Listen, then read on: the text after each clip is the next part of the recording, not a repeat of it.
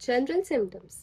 जो क्लासिफिकेशन है doctor Kent के अकॉर्डिंग सिम्टम्स का, वो है general symptoms, then particular symptoms and common symptoms. तो सबसे पहले हम लोग बात करते हैं जनरल सिम्टम्स की। ऑल सेंसेशंस और symptoms that the patient predicates of himself और in the relating of which he uses the first personal pronoun are known as general symptoms.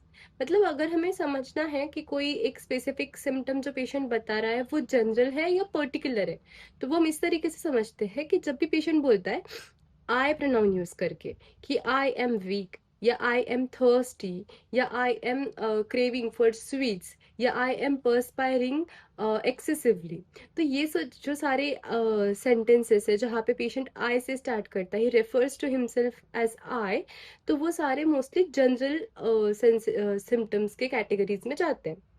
तो this are the symptoms referring to the person as a whole. तो जब भी patient refers to himself as a whole that I am sweating या I am feeling thirsty, तो ये जो होते हैं ये जनरल सिम्टम्स के कैटेगरी में जाते हैं। तो जनरल सिम्टम्स बेसिकली दो टाइप के होते हैं। General symptoms are of two types, the mental generals and the physical generals. तो the aggregation of the several similar particulars also make a general। तो यहाँ पे हम लोग इसको ऐसे समझ सकते हैं कि जब कोई पर्सन को मोर देन टू पार्ट्स पे एक सेम पर्टिकुलर डिस्चार्ज है या फिर मतलब सेम टाइप ऑफ डिस्चार्ज है या फिर कोई सेम पर्टिकुलर सेंसेशन है, जैसे कि किसी को हेड में भी बर्निंग सेंसेशन है, स्टमक में भी बर्निंग सेंसेशन है, और कहीं पे कुछ लगा है, उसको इंजरी हुई है, वहां पे भी बर्निंग सेंसेशन है, तो the burning sensation becomes a general sensation for the person.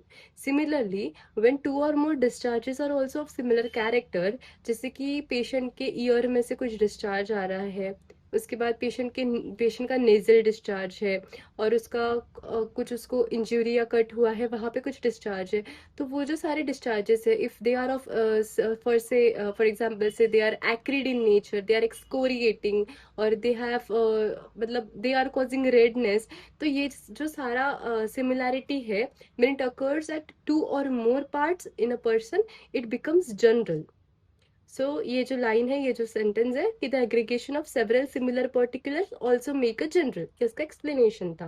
Now general symptoms are equal to symptoms related to the patient as a whole और aggregation of several similar particulars. The types of general symptoms ये दो type के होते हैं, mental generals and physical generals.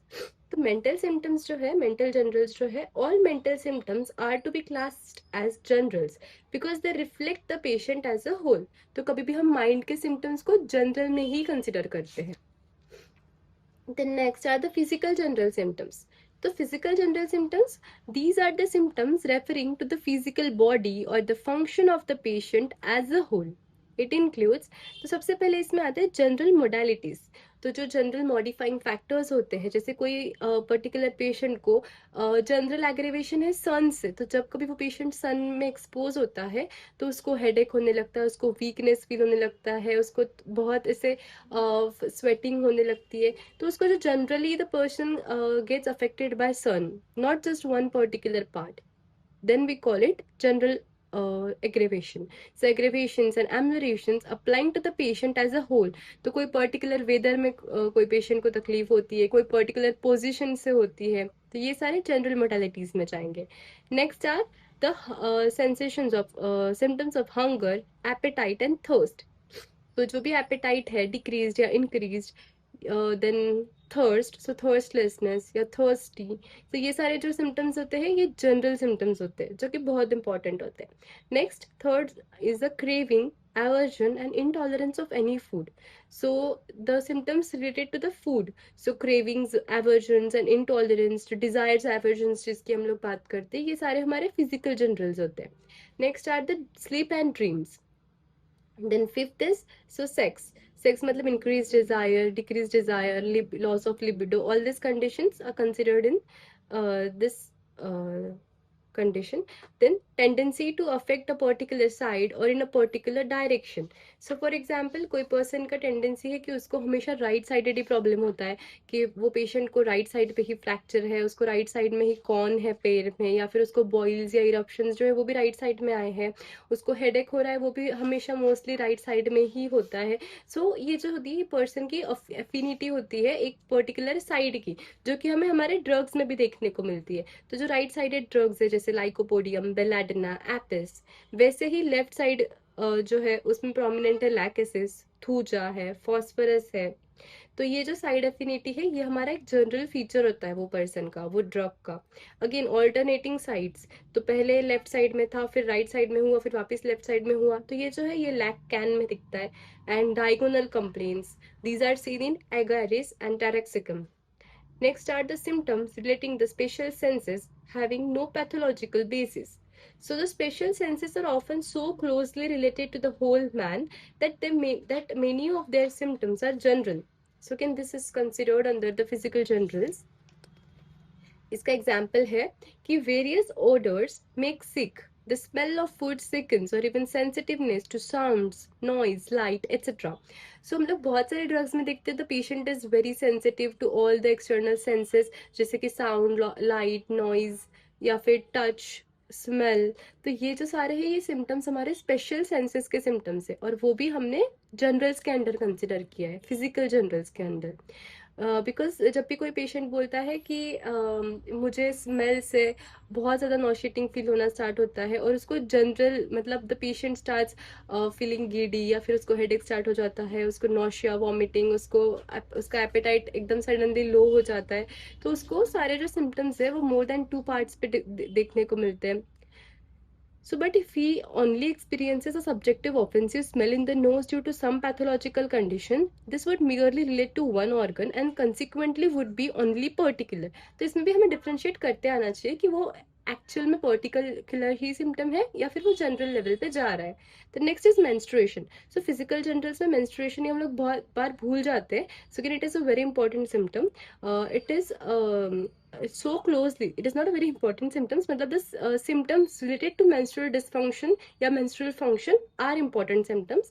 So it is so closely related to the whole woman that it belongs to a general category.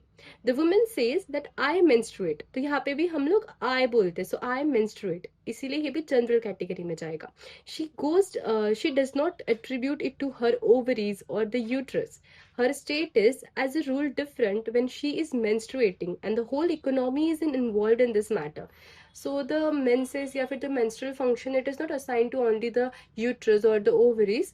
उसके जो symptoms होते हैं वो बहुत सारे systems को involve करते हैं. She feels nauseating, bloating, diarrhea, फिर mental level पे भी she is stressed, irritated, anxious, ये जो भी सारे symptoms होते हैं, इसीलिए it is considered on general level. Next is constitution. So it is an all compromising term. It covers not only the organic structure of the individual, example the obesity, the stoutness, gouty या sickly appearance, etc., but also the intrinsic personality of the patient. मतलब यहाँ पे जो उसका diathesis, उसका normal जो affinity है, उसके अलावा हम लोग उसका मेंटल स्टेट जैसे इरिटेबिलिटी, माइल्डनेस, सेंटिमेंटल, etc., ये भी हम लोग कंसिडर करते हैं, as well as the various functional characteristics of the patient as a whole. इसीलिए constitution को भी हम एक physical general मानते हैं. Next is the periodicity. So periodicity for a particular symptom कि वो particular time के बाद repeat कर रहा है. Again it goes into the general category of symptoms. Next are the discharges. So discharges which are if they are present मतलब the discharges अगर वो सेम कैरेक्टरिस्टिक के हैं और वो 2 से ज़्यादा जगहों पे प्रेजेंट है, तो again they go into the general group of symptom. Then pathological generals, तो कोई भी एक पैथोलॉजी है जो 2 से ज़्यादा जगहों पे देखने को मिल रही है कोई पेशेंट में, तो उनको हम लोग पैथोलॉजिकल जनरल्स बोलते हैं. Again this was a concept given by doctor Boger and it is very important when talking about doctor Boger's philosophy. तो जो पैथोलॉजिकल जनरल सिम्टम्स होते हैं उनके एग्जाम्पल हो सकते हैं सुपीरेशन, सो सुपीरेटिव टेंडेंसी, कि पेशेंट को कहीं पे भी कुछ भी अगर इंजरी हो रही है, जैसे एक्ने है या कुछ भी है, तो वहां से हमेशा मतलब एज अ डिस्चार्ज पर्स रहेगा, या फिर कुछ भी अगर पेशेंट को इंजरी भी हो रहा है तो वहाँ पे भी इंजरी में से भी it start separating. This is a general tendency to suffer from a particular pathology. So these are again the pathological generals which go in the general category of symptoms. Then the concomitant symptoms are also under the general category. Then the elements from suppression, from exposure to some exciting cause. So elements from the causative element should be considered in the physical general symptom. Again the causation. So importance. So in the entire symptomatology, the general symptoms have got the most supreme value. And Kant says that the generals always rule out the non-agreeing particulars. तो हमेशा हमें general symptoms को over particular symptoms या for that matter कोई भी और symptoms के ऊपर हमें इन्हीं को इम्पोर्टेंस देना है, बिकॉज ये मोस्ट इंडिविजुअलाइजिंग सिम्टम्स होते हैं और ये पेशेंट के सबसे नियरेस्ट होते हैं, सबसे क्लोजेस्ट सिम्टम्स होते हैं ये इंडिविजुअल के या मैन के.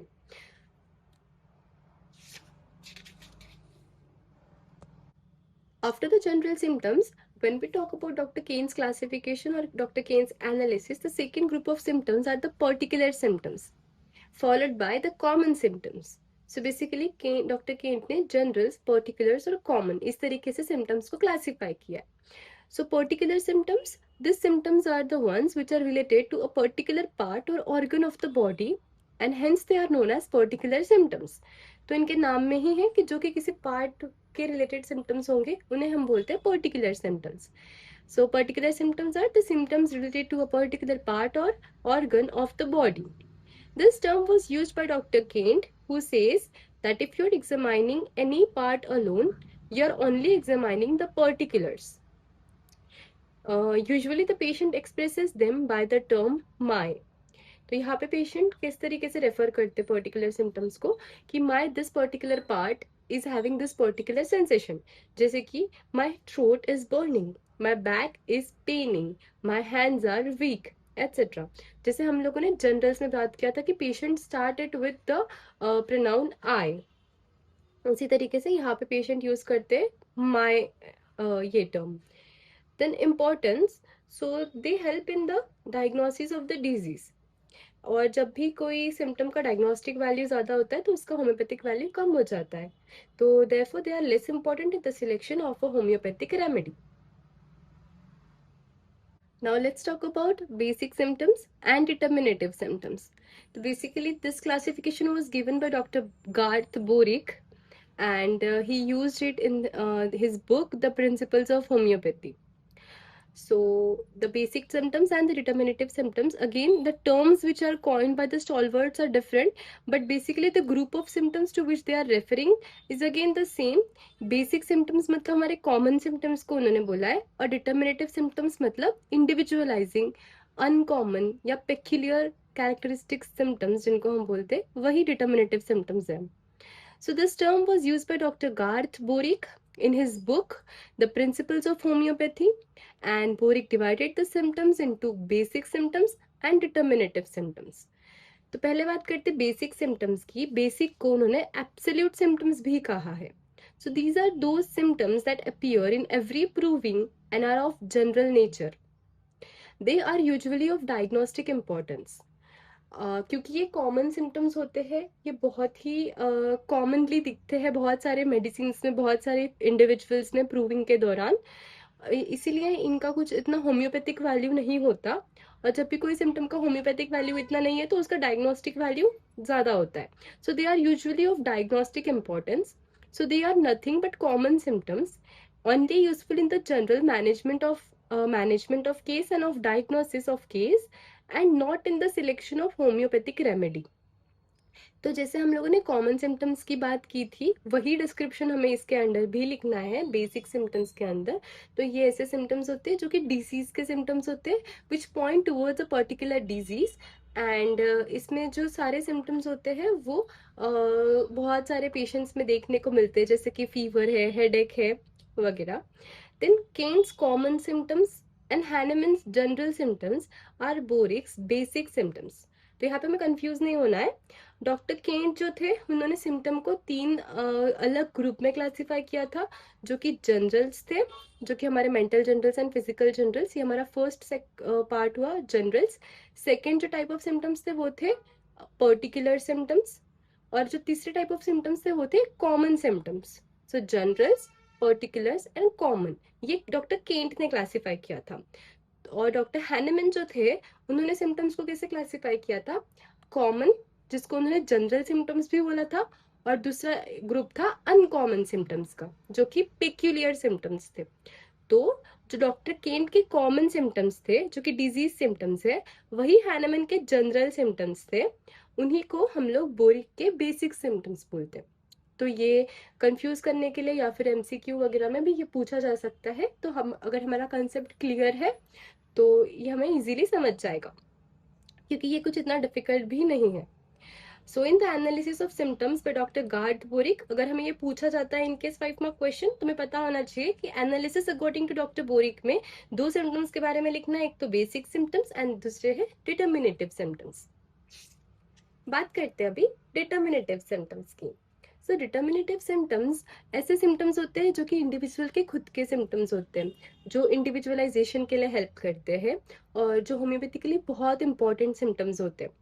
सो अगेन इनको ही हम लोग कैरेक्टरिस्टिक सिम्टम्स बोल सकते हैं, इनको ही हम लोग पेक्यूलियर अनकॉमन सिम्टम्स बोल सकते हैं।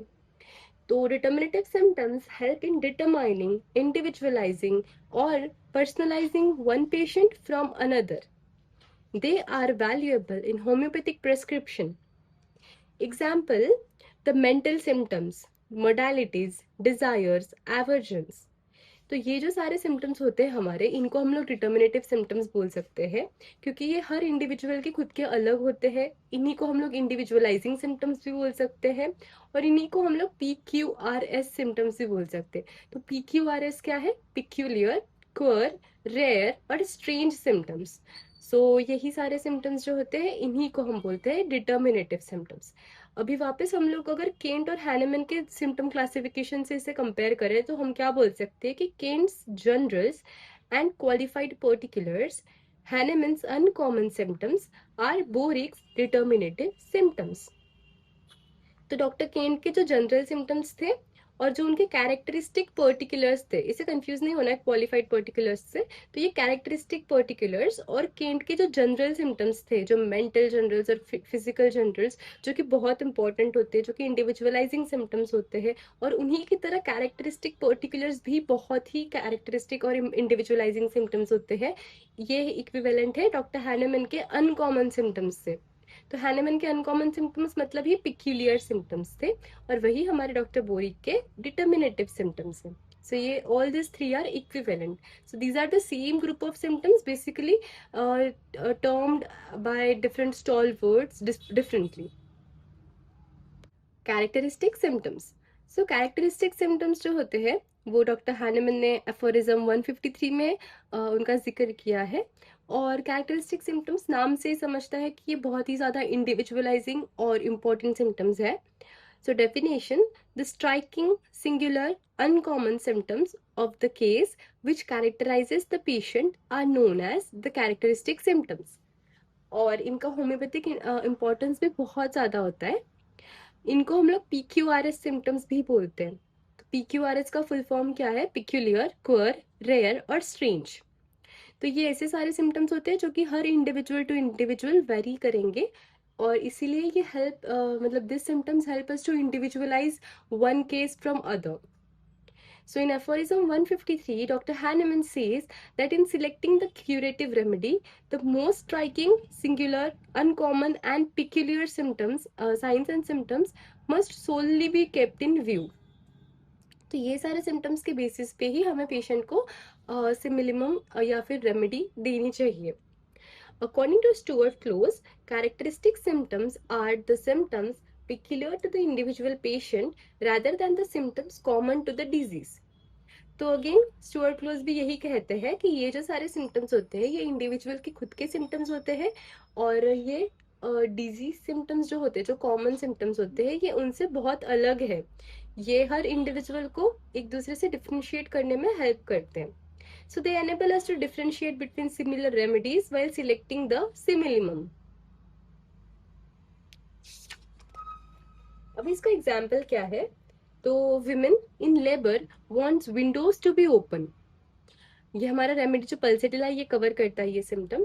तो कोई अगर फीमेल किसी कोई भी फीमेल है जो कि लेबर में है, labour as in when she is delivering a baby, at that time she has this peculiar sensation कि उसको सारी जो विंडोज है वो ओपन चाहिए, और एल्स शी फील्स मदर्ड और शी फील्स जैसे सफोकेटेड। तो this is very individualising symptom. हर फीमेल ये ऐसा उनको मतलब नहीं चाहिए होता। So this is very individualising and very peculiar of a person to ask this. Second is dryness of all mucous membranes. तो सारी जो म्यूकस मेम्ब्रेन्स है, जैसे कंजंक्टिवा के नीचे जो पैल्पेब्रल और बल्बर कंजंक्टिवास है, या फिर जो माउथ है, और फिर बहुत सारे जितने सारे म्यूकस मेम्ब्रेन्स है, हर जगह का ड्राइनेस है, that is a very characteristic symptom. It is covered in the drug bryonia. Next is in dysentery, every drink of cold water causes chill and it is followed by hurried stool. तो ये जो sequence है symptoms का, this is very characteristic and it is covered by a drug capsicum. So this was about the characteristic symptoms. Negative generals. So negative generals ये ऐसे symptoms होते हैं जो कि कोई एक पर्टिकुलर डिजीज कंडीशन में कोई ऐसे सिम्टम्स है जो कि एक्सपेक्टेड होते हैं कि वो कंडीशन में प्रेजेंट हो, और फिर भी वो पेशेंट में प्रेजेंट नहीं होते, उन्हीं को हम लोग बोलते हैं negative general symptoms. For example, किसी पेशेंट को चिकन पॉक्स है और वो पेशेंट में फीवर है लेकिन उसको इरप्शंस ही नहीं आ रहे, तो क्या आप इसे चिकन पॉक्स बोल पाओगे? तो ये ऐसे ही सिम्टम्स होते हैं जो कि they are expected to be there and to be present and yet they are not present. So absence of certain striking features of a disease. If a common or general symptom of a nosological disease is not present in a case, it becomes negative general symptom. तो किसी को अगर injury हुई है और बहुत ही ज्यादा ऐसे ग्रॉस इंजरी है, तो वो कंडीशन में भी एक्सपेक्ट कि पेशेंट को पेन होगा. But if the patient has painlessness, so that becomes a negative general. So example है fever without thirst. Then there is coldness with aversion to be covered. Then exanthematous disease without the appearance of eruptions. ये हमारा जैसे कि हमने chicken pox का example लिया. Then hunger without appetite. तो ये जो सारे कंडीशंस है ये हमारे निगेटिव जनरल्स कहलाते हैं.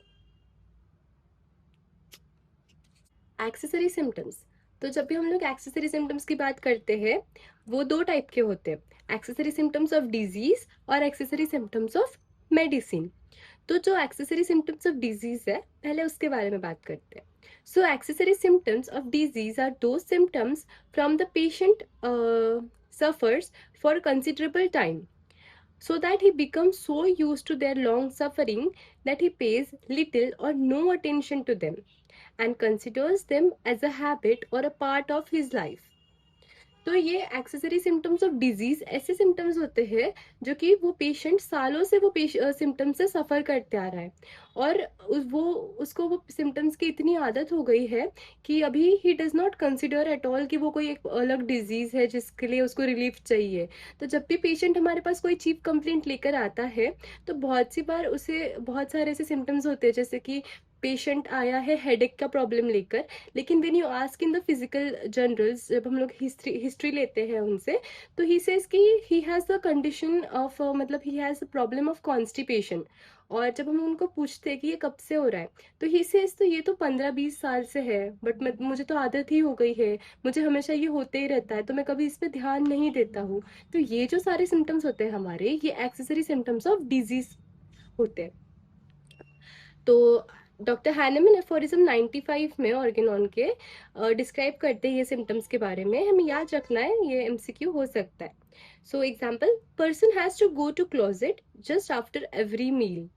तो यहाँ पे एग्जाम्पल में हम लोग देखते हैं कि कोई भी पेशेंट है, उसको हर बार वो खाना खाता है और तुरंत ही उसको ही has to rush to the washroom.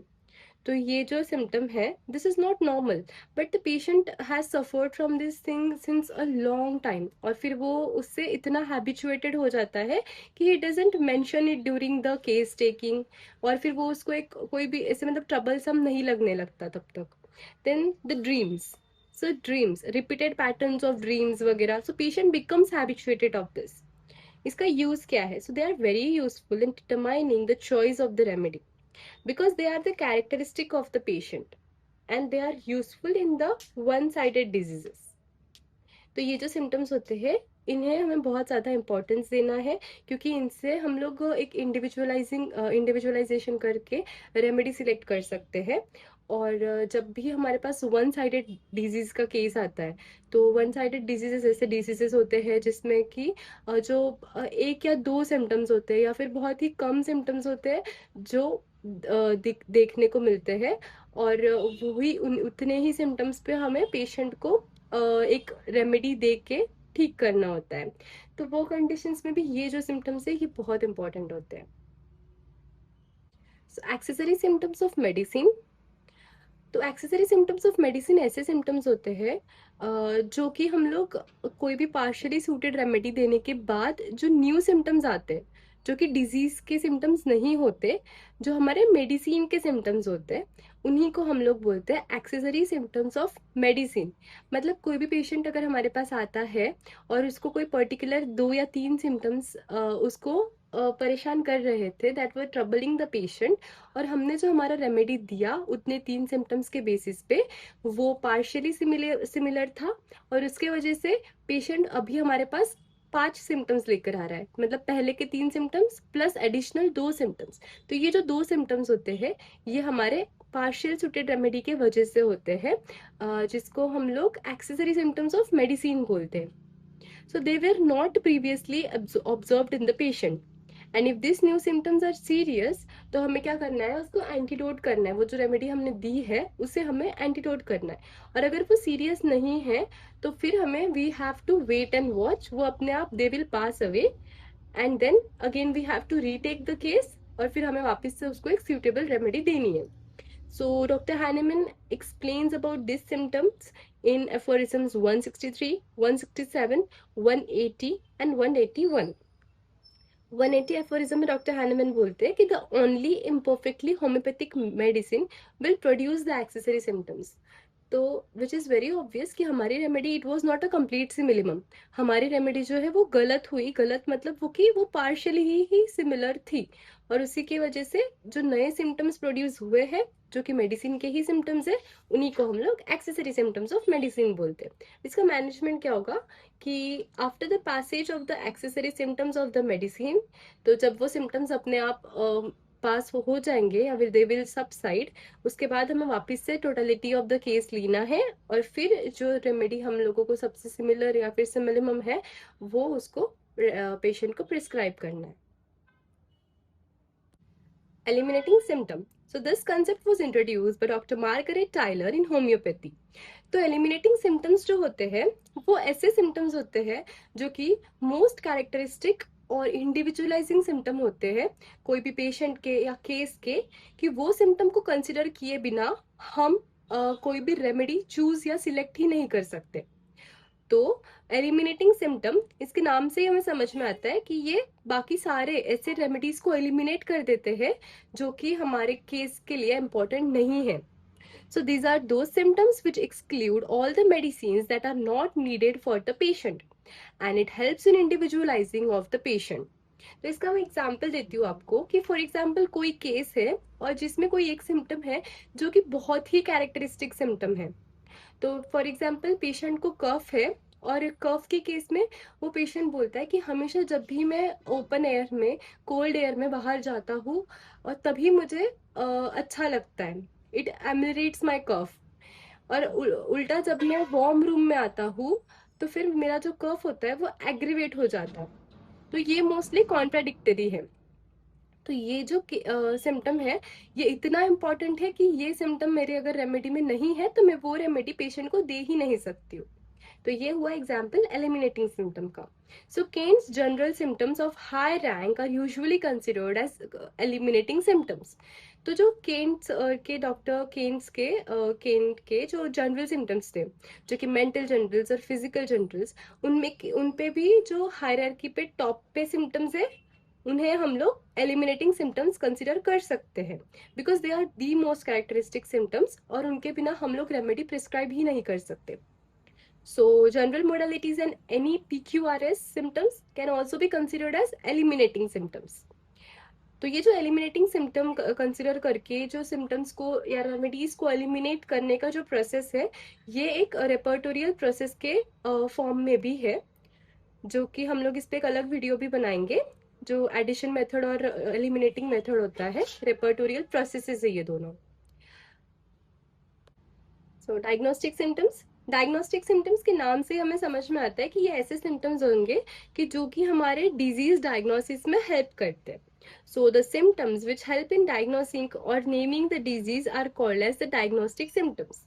और बिकॉज ये डायग्नोस्टिक इनका वैल्यू बहुत ज़्यादा है, ये डिजीज डायग्नोसिस में हेल्प कर रहे हैं, इसीलिए इनका होम्योपैथिक इंपॉर्टेंस इतना नहीं रहेगा.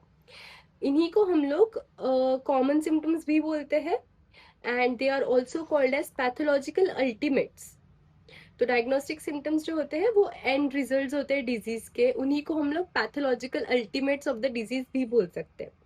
सो they are not very useful in homeopathic prescribing and remedy selection.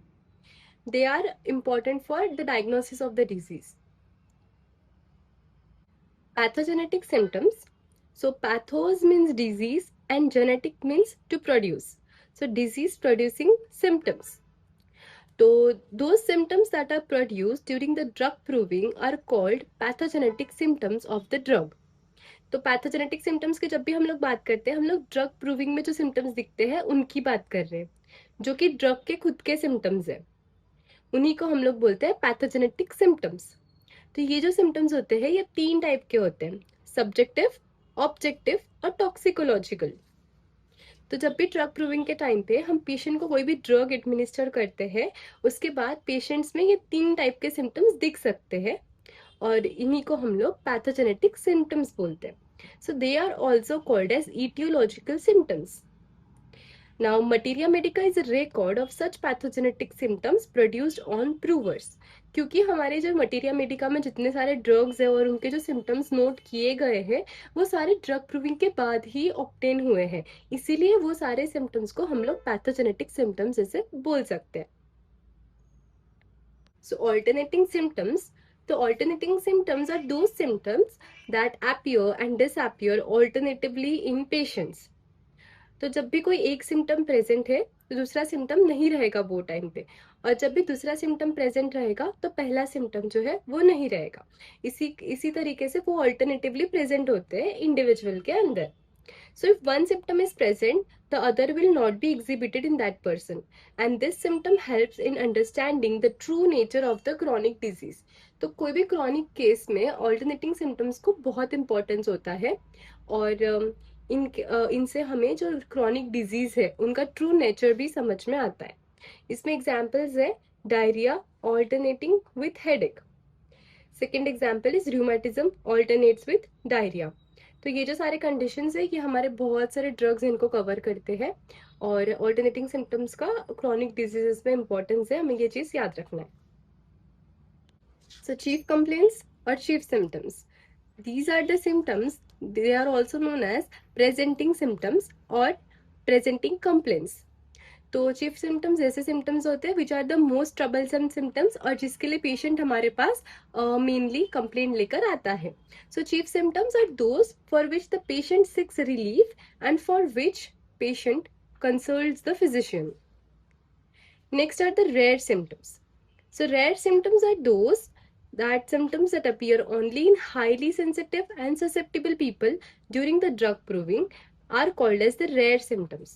तो जो बहुत ही ज्यादा ससेप्टेबल एंड ओवर सेंसिटिव लोग होते हैं, जैसे कि इडियोसिंक्रेटिक्स, जो डॉक्टर केंट 8th ऑब्जर्वेशन में जिनकी बात करते हैं, तो वो सारे लोगों में जो सिम्टम्स रेयरली ऑब्जर्व करने मिलते हैं उन्हें हम लोग रेयर सिम्टम्स बोलते हैं.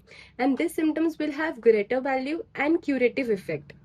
तो इनका जो होम्योपैथिक इंपॉर्टेंस है वो बहुत ज़्यादा होगा, और ये हमें रेमेडी सिलेक्शन में बहुत हेल्पफुल रहेंगे. Next are the recurrent symptoms. तो symptoms that recur in frequently in the frequent intervals are known as recurrent symptoms. तो एक पर्टिकुलर पर्सन को कोई भी टेंडेंसी होती है कि उसमें कोई भी सिम्टम्स जो है वो आफ्टर सम टाइम बार बार रिलैप्स होते हैं। वो कंडीशन में हमें पेशेंट को उसका जो माइस्मेटिक बैकग्राउंड है और उसका जो प्रीडिस्पोजिशन है वो कंसिडर करके एक रेमेडी देनी चाहिए। तो वो केसेस में मोस्टली हम लोग कॉन्स्टिट्यूशनल प्रिस्क्राइबिंग करते हैं। तो ये जो रिकरेंट सिम्टम्स होते हैं ये माइजम्स की वजह से आते हैं। So these are indicative of constitutional dyscrasias and they also are suggestive of miasmatic background. तो जब भी रिकरेंस हो रहा है मतलब हमें समझना है कि माइजम जो है that is causing obstacle to cure, और इसीलिए हमें anti miasmatic remedies, constitutional remedies और नोजोड्स ये सब देना होता है। Clinical symptoms. So clinical symptoms are those symptoms that do not appear during the drug proving, but they successfully relieve the same symptoms when prescribed clinically on the basis of other symptoms. तो इसे हम लोग एक example से समझते हैं, जो कि यहाँ पे दिया है कि pleural pricking type of pain of the Bryonia. तो जो ब्रायोनिया ड्रग है जिसका जो प्रिकिंग टाइप ऑफ पेन या जिसे हम स्टिचिंग पेन बोलते हैं, जो कि बहुत कैरेक्टरिस्टिक है, वो जो उसका जनरल पेन है ब्रायोनिया का, मतलब दो जो बड़े रेमेडीज है हमारे, कालीकार्ब और ब्रायोनिया, ये दोनों में भी वो मतलब उन दोनों में ही वो एक जनरल पेन का सेंसेशन प्रेजेंट होता है। और वो उसका इतना कैरेक्टरिस्टिक सिम्टम है जो कि ड्रग प्रूविंग के टाइम पे नहीं उसने प्रोड्यूस किया था। बट वो सेम जब पेशेंट सिक था और पेशेंट वो कंडीशन से सफ़र कर रहा था, तब ब्रायोनिया ने वो कंडीशन को ठीक किया। तो ये जो सिम्टम था इसे हम लोग क्लिनिकल सिम्टम बोलते हैं। मतलब ऐसा सिम्टम जो कि ड्रग प्रूविंग के टाइम पे वो ड्रग प्रोड्यूस नहीं कर पा रहा है, बट वही जब उसको कोई सिक पेशेंट में वो सिम्टम ऑलरेडी प्रेजेंट है तब वो उसे क्योर कर रहा है सक्सेसफुली। इसे हम लोग बोलते हैं क्लिनिकल सिम्टम। Generic symptoms. तो जेनेरिक सिम्टम्स जो होते हैं उनको हम लोग स्पेशल सिम्टम्स भी बोलते हैं। सो दो symptoms which are very special to one group और जेनरा ऑफ द ड्रग्स। तो कोई एक पर्टिकुलर ग्रुप है, जैसे कि फॉर एग्जांपल काली ग्रुप है, तो काली ग्रुप के सारे ड्रग्स में कोई एक पर्टिकुलर जो सिम्टम है वो सब में दिखता है, वो उनका एक जनरल फीचर है, तो उसे हम लोग जेनेरिक सिम्टम बोलते हैं। जैसे कि एसिड ग्रुप में डेबिलिटी है, और ओफिडिया जो है स्नेक ग्रुप, उनमें हिमोरेजिक टेंडेंसी जो है वो पूरे ग्रुप में through out the group it runs the haemorrhagic tendency, and therefore it is also considered the generic symptom of the group.